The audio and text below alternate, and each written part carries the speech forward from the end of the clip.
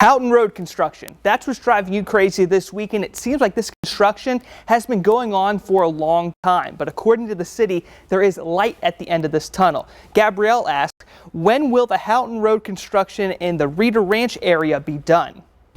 It is really arduous to get into this parking lot because of the construction. We're conducting some utility adjustments. We're raising the utility manhole covers back level with the flush with the asphalt.